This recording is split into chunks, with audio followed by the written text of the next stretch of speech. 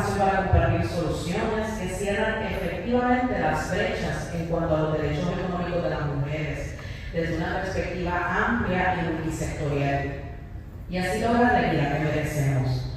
Antes de presentar las panelistas, me gustaría compartir con ustedes algunos datos preocupantes sobre la situación económica de las mujeres de Puerto Rico. Según datos del Departamento de Trabajo y Recursos Humanos de Puerto Rico, la tasa de participación laboral de las mujeres en el 2021 fue solo de un 44.8% en comparación con los 56.9% de los hombres. Además, las mujeres ganan en promedio un 20% menos que los hombres en el país. Estamos aquí para analizar las barreras gubernamentales, sociales y económicas que enfrentan las mujeres para acceder a sus derechos económicos, y también de los modelos y políticas públicas que pueden apoyar su desarrollo. Y para eso, hoy contamos con un panel de expertas en economía feminista. Es importante analizar los estereotipos de género, la disparidad económica y la violencia contra las mujeres, que son factores que limitan la participación plena de las mujeres en la economía. La economía feminista busca una mirada integral a las realidades y necesidades de las mujeres en el país, y eso incluye temas como el presupuesto gubernamental, la política pública, la economía de los cuidados y la división sexual del trabajo. Estos son aspectos claves que deben abordarse para lograr una economía justa e inclusiva para las mujeres. Con ustedes, la doctora Marta Quiroz Domínguez.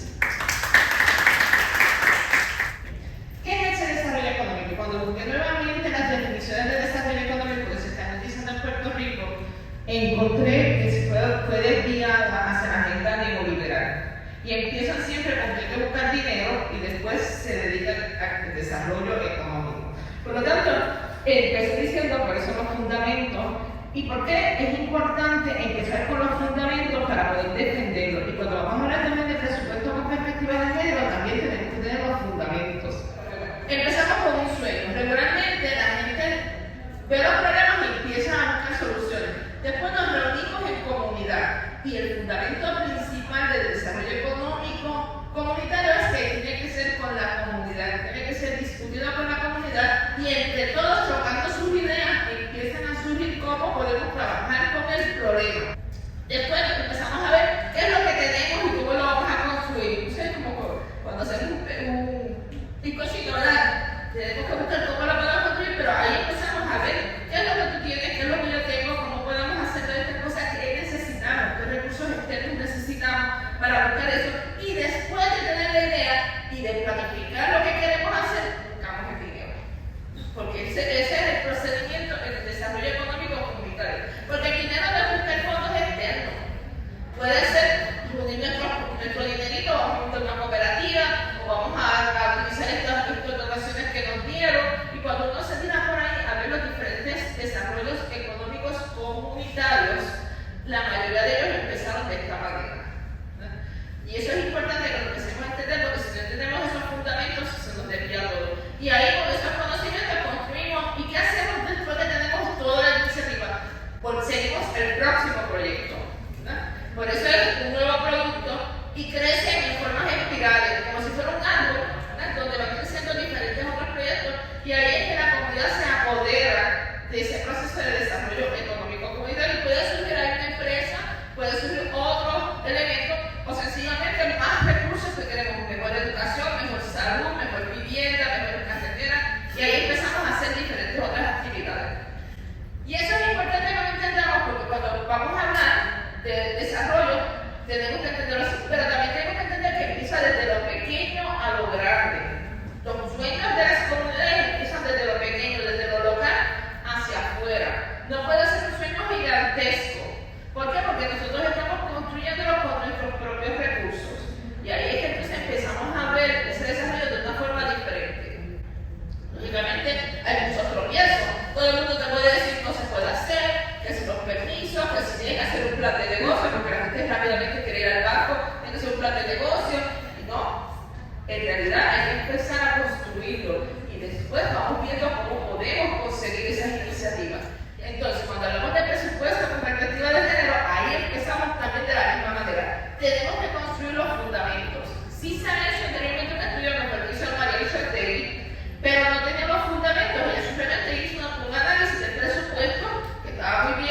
demostró lo que todo el mundo sabe, que no hay perspectiva de género. Eso es sencillo. Y lógicamente, cuando el gobierno ve esto, dice: esto es asunto de mujeres, asunto de hombres, pero no es así. Así que ese presupuesto con perspectiva de género es una estrategia para conseguir esa equidad e igualdad de todas las personas que estamos incluidas, ¿verdad? Y además de eso, tiene perspectiva de género.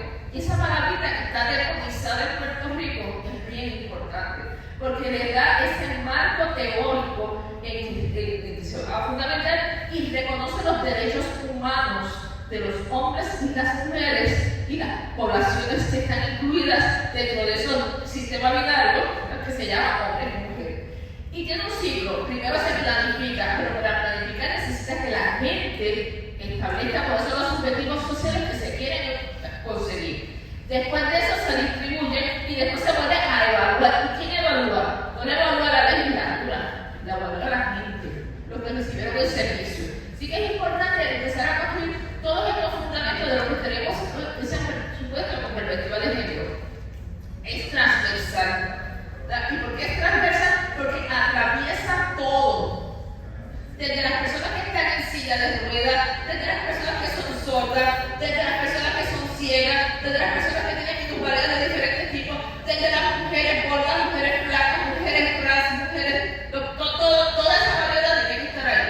Y por eso es transversal. En cada uno de los elementos, si yo hablo de justicia, necesito un sistema de justicia apropiado, necesito además que la policía tome los casos con perspectiva de género, que dé el acompañamiento que se necesita, que siga todo el rastreo de esa información, que proteja a esas personas, ¿no? O sea, las estadísticas que hemos discutido esta semana, ¿no? Que se menciona que sí existe la población de las mujeres que están trabajando, pero no están siendo discriminadas, trabajamos el doble, que eso es lo que vamos a ver también aquí.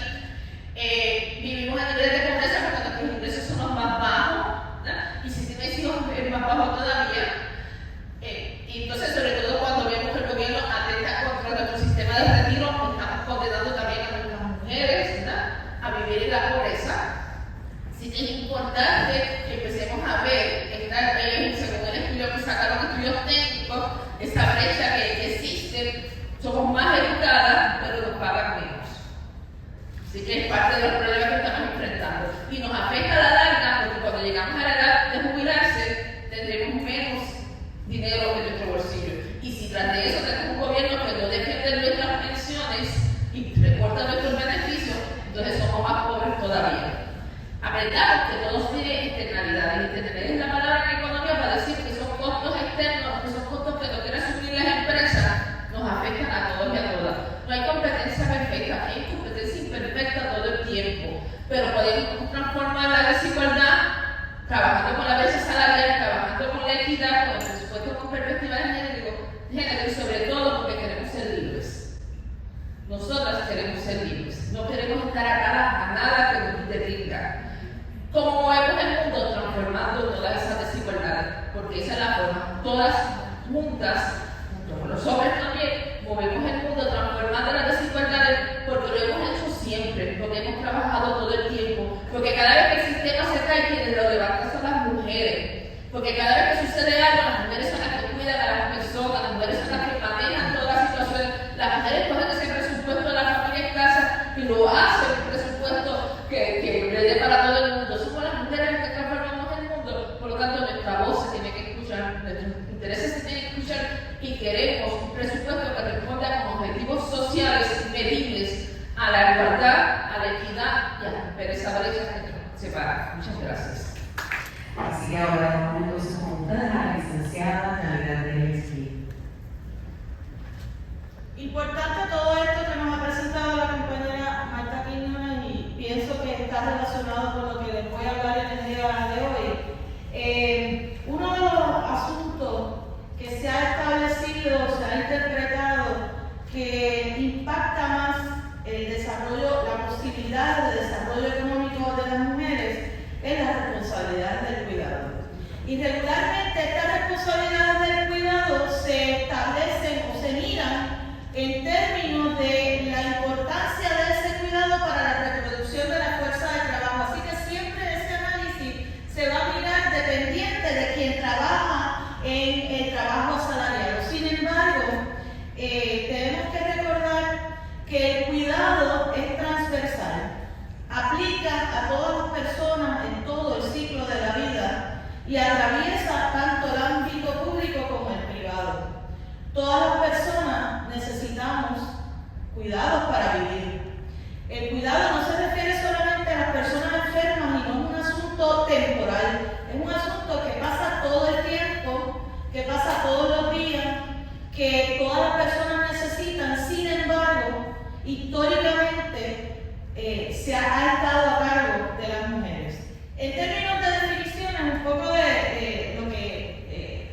empecé a hablar de que el cuidado no es simplemente cuidar a gente enferma, algunos feminismos, particularmente en años recientes, en el sur global, han estado planteando que los cuidados se refieren a una función social que integra actividades, bienes y relaciones destinadas a asegurar la vida y el bienestar de las personas. Los cuidados son esenciales para la vida y ahí estamos incluyendo el asunto de la alimentación, la higiene, el mantenimiento del hogar, la limpieza, acompañamiento, salud emocional, salud física, cuidado, ¿verdad? En términos de salud. Esto es lo primero que menciono, ¿verdad? Que el cuidado es más que la reproducción de la fuerza del trabajo. Es necesario para la reproducción de la vida natural y de la vida social. De hecho, muchos estudios se han estado planteando cómo el trabajo de cuidado que está sobre los hombros de las mujeres no solo es importante para las familias, sino también para las comunidades. Y eso lo vimos claramente después de María, cómo las mujeres, a través de su trabajo comunitario, echaron para adelante las comunidades. Decimos que está atravesado por el género porque, como ya he mencionado anteriormente, la división sexual del trabajo le ha adjudicado esta responsabilidad principalmente a las mujeres y a las niñas. Así que cuando hablamos de los trabajos de cuidado, necesariamente tenemos que ponerlo en una perspectiva de género. Ese asunto de que el cuidado esté en la responsabilidad de las mujeres y las niñas no es solamente importante como un asunto simplemente descriptivo, porque tiene unas consecuencias graves para esas mujeres y niñas que asumen esa responsabilidad, porque se produce a expensas del tiempo de las mujeres, y voy a hablar del tiempo, se produce a expensas de su bienestar propio. En muchas ocasiones las cuidadoras cuidan a pesar de que están ellas enfermas o que están teniendo consecuencias en sus cuerpos por ese trabajo de cuidado, su salud y oportunidades laborales, que también voy a mencionar ahora, ¿verdad? Más adelante, cómo el trabajo de cuidado afecta las oportunidades laborales de las mujeres. Y una de las cosas que se ha estado trabajando recientemente es que no se le reconoce ningún valor, ni social ni económico. Y por eso es que en algunos lugares, y por lo que voy a hablar ya mismo, se ha tratado de empezar a pensar cómo le ponemos valor económico a eso. No solamente al trabajo remunerado, o sea, aquella persona que se dedica al trabajo de cuidado y recibe una paga por eso, sino a aquellas que hacemos trabajo de cuidado y ese es un trabajo no remunerado. ¿Qué valor le debemos poner a eso? Básicamente, este asunto de los cuidados se ha trabajado desde dos perspectivas grandes. Una, el cuidado como derecho humano, y otra, el cuidado como trabajo. Y voy a empezar con el asunto del cuidado como derecho humano. Se plantea que dentro del asunto de los derechos humanos, todas las personas tenemos derecho al cuidado, y que esto se manifiesta en 4 dimensiones distintas. Derecho a cuidar, a recibir cuidados, a autocuidarse y a no cuidar. Regularmente este último, ¿verdad?, del no cuidar, no lo vemos, porque regularmente el asunto del cuidado como derecho lo pensamos de quien recibe el cuidado. Sin embargo, la persona que ofrece el cuidado también tiene derecho no solamente a participar de ese cuidado, sino también a negarse a participar de ese cuidado. Por lo tanto, de esto que acabo de decir, se entiende que debemos crear condiciones para que se proteja el cuidado, más allá de simplemente darle más tiempo a las mujeres para cuidar, como por ejemplo la primera regla o la primera norma, ¿verdad?, regulación que pensamos con el cuidado es la licencia de maternidad. Pero la licencia de maternidad, de nuevo, igual que la licencia de lactancia o cualquier otra licencia de ese tipo, lo que le estamos dando es a la mujer un tiempo para que pueda protegerla durante ese tiempo para cuidar, pero en ningún momento estamos atajando el problema principal de la redistribución del trabajo de cuidado. ¿Y cómo el Estado? Es una de las preguntas grandes que se hace. ¿Qué responsabilidad puede tener el Estado con respecto a esto? Bueno,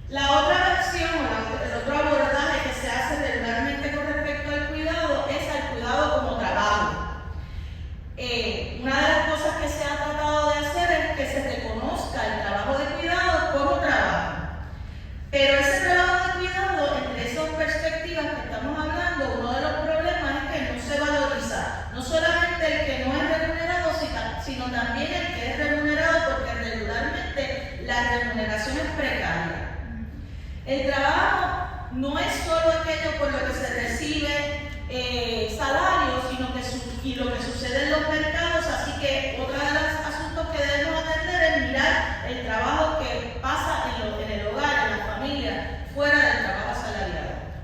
Y una de las cosas que se han hecho para tratar de calcular el valor del trabajo de cuidados, son las encuestas de tiempo, que tratan de medir el tiempo que dedican los hombres versus las mujeres para tratar de adjudicarle valor a ese trabajo de cuidado.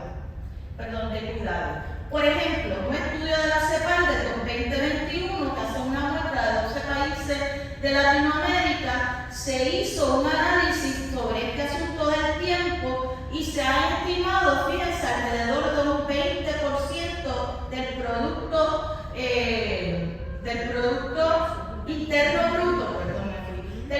Interno Bruto corresponde al trabajo de cuidado no remunerado. Los cuidados tienen una relación muy directa con la pobreza. ¿Por qué? Porque la distribución sexual de las responsabilidades del cuidado establece que las mujeres son responsables del cuidado y por lo tanto ponen a las mujeres en una situación de pobreza. Hogares empobrecidos en muchas ocasiones tienen mayor presencia de menores, lo que quiere decir que tienen mayor aumento de demanda de cuidados que requieren que se brinden a través del trabajo de las mujeres. A mayor sobrecarga de hijos e hijas, mayor demanda de cuidados, lo que implica también una limitación a las posibilidades de esas mujeres en participación en el mercado laboral. Y esto empeora cuando se trata de hogares cuya jefatura está en manos de mujeres. Marta habló de este estudio, de estudios técnicos que se presentó recientemente, no se ve muy bien, pero lo que quiero decir es que los niveles de pobreza en familias cuya jefatura está en manos de mujeres y que esas mujeres tienen hijos menores de 18 años sube hasta un 70.6%. Así que obviamente el asunto de tener responsabilidades de cuidado impacta los niveles de pobreza de las mujeres. Las responsabilidades de cuidado son uno de los elementos que se han identificado como elementos principales para que las mujeres no participen de los mercados laborales. Y ahí podemos ver la experiencia de la pandemia, cuando en este asunto del lockdown las mujeres estaban responsabilizadas del trabajo, de la educación de los hijos y las hijas, y muchas dejaron el trabajo formal por estar encargadas del trabajo de cuidado. De hecho, estudios indican que cerca del 70% de las mujeres que están fuera del mercado laboral dicen que son porque están asumiendo responsabilidades de cuidado. Y además hay otra relación importante entre esto del cuidado y el empleo, y es que aún los trabajos formales que están asociados con cuidado, como salud, educación, limpieza, son trabajos que están desvalorizados y en realidad en muchas ocasiones reciben menor pago, menor salario. Así que cuando hablamos de trabajo remunerado, en realidad deberíamos estar hablando de trabajo mal remunerado. Los trabajos, como dije, mal remunerados pueden ser formales o informales. De hecho, un estudio de la CEPAL del 2019 indica que 13 millones de personas en el mundo se dedican al trabajo de cuidado remunerado, del cual 91.5% son mujeres. Y dentro de esas mujeres hay una gran presencia de mujeres afrodescendientes, indígenas y migrantes. Estos son empleos precarios y mal pagos. Y más importante aún para mí es el asunto de que esos empleos informales no gozan de ninguna protección laboral. Por lo tanto, esas mujeres que están dedicadas a ese trabajo informal, las dominicanas, por ejemplo, que cuidan a los viejos y viejas de las familias acomodadas, no tienen licencia por enfermedad, no tienen retiro, no tienen vacaciones. Por lo tanto, y pueden tener unas jornadas de trabajo que excedan las 8 horas y probablemente tampoco reciben un salario mínimo por ese trabajo que están haciendo. Una de las herramientas que se ha usado para medir el valor del trabajo no remunerado son las encuestas del uso del tiempo. Estas son herramientas para computar o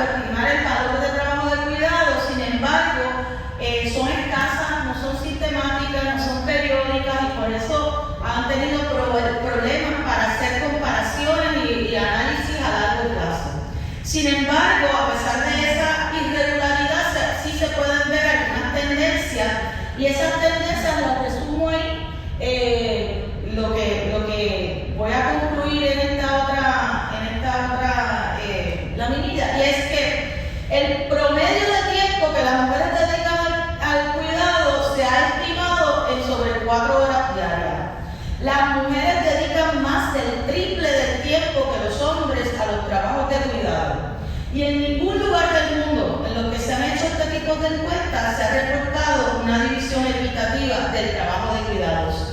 En Puerto Rico no ha habido una encuesta del tiempo. De hecho, se presentó el año pasado por María de Lourdes Santiago el proyecto del Senado 223, que intentaba hacer un plan para medir el tiempo dedicado al trabajo no remunerado. Ese proyecto fue aprobado en ambas cámaras, sin embargo, fue vetado por el gobernador Pedro Pierluisi, un veto de bolsillo.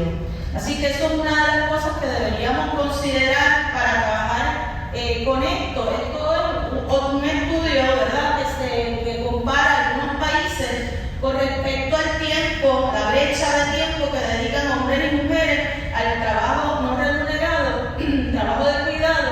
Los rojos son las mujeres, los blancos se ven, son los hombres, lo otro es la brecha. Pero por lo menos lo que podemos observar aquí es que en todos los países la franja roja es mucho más larga, lo que quiere decir que hay más mujeres dedican más tiempo al trabajo. Presentarles algunas de las normativas, políticas públicas que se han establecido con respecto al trabajo de cuidado.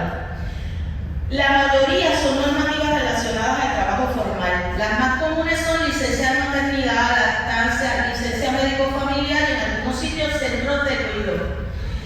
Fíjense que estas medidas, como mencioné anteriormente, están solamente implicadas para personas que están en el mundo del trabajo formal, y además su función es permitirle a las mujeres que tengan más tiempo para cuidar. No hay nada de distribución del tiempo de cuidado. Además, excluyen el trabajo de cuidado no formal, que como ya dije, no tienen protección social. Debo mencionar que para el año 2001-2002 hubo un intento, un proyecto, un esfuerzo, me parece que liderado por la OPMT, la Organización Puertorriqueña de la Mujer Trabajadora, para establecer un retiro para trabajadoras domésticas o amas de casa, lo que quiere decir que también era tratar de buscar una protección social a estas personas que se dedican al trabajo de cuidado. No incluyen, casi ninguna de estas medidas incluyen tiempo de cuidado pasada la infancia, así que, o a otros familiares. Así que esa generación que llaman por ahí la generación sándwich, que está todavía cuidando menores y también cuidando viejos, no tienen protección para el cuidado de las personas mayores. Hay algunos países en Latinoamérica que incluso han constitucionalizado el asunto del reconocimiento de los trabajos de cuidado. Menciono en particular la Constitución de Bolivia del 2011, que establece en su artículo 64 la importancia de la distribución equitativa del cuidado, y la Constitución de Ecuador de 2008, que establece en su artículo 34 el derecho a la compensación justa, incluyendo el trabajo no remunerado en los hogares, actividades para el autosustento en el campo, toda forma de trabajo autónomo y a quienes se encuentran en situaciones de desempleo. Internacionalmente, ONU ha planteado las 3 Rs como una meta, como una estrategia. Las 3 Rs son reconocer el trabajo de cuidado como un trabajo clave para el bienestar de las sociedades y para la economía, redistribuir de manera más justa y equilibrada el trabajo de cuidado no remunerado, y reducir implicando apoyar y dar cobertura a las necesidades básicas del cuidado, reduciendo la carga de trabajo no remunerado que soportan desproporcionadamente las mujeres en los hogares. Yo creo que en Puerto Rico también debemos trabajar y poner los trabajos de cuidado en la agenda política para poder lograr ese camino hacia la equidad de las mujeres. Gracias. La licenciada licenciada Amarilis Pagán Jiménez, quien es abogada, escritora y activista de derechos humanos. Estudió Derecho en la Universidad de Puerto Rico, recinto de Río Piedras. Es cofundadora del Proyecto Matria, en donde se desempeña como directora ejecutiva y está a cargo de la elaboración del modelo de desarrollo económico y apoderamiento de la organización. Les dejamos con la licenciada Pagán. Pues bueno, algo que nos hemos ido contestando durante la mañana es por qué si las mujeres movemos el mundo, seguimos siendo las más pobres. ¿Por qué tenemos que seguir viendo esas estadísticas en las que nos encontramos con que un 70% de las familias lideradas por mujeres viven bajo nivel de pobreza? Pues la experiencia de Matria en los pasados 18 años nos ha dado información valiosa para contestar esta pregunta. Porque si bien es cierto que es importante mirar las estadísticas, mirar los números, los estudios, el trabajo diario, cotidiano con mujeres que viven en la pobreza nos permite ver la realidad desde múltiples perspectivas. Las barreras que encuentran muchas de estas mujeres cuando quieren desarrollarse económicamente, está todo lo que hemos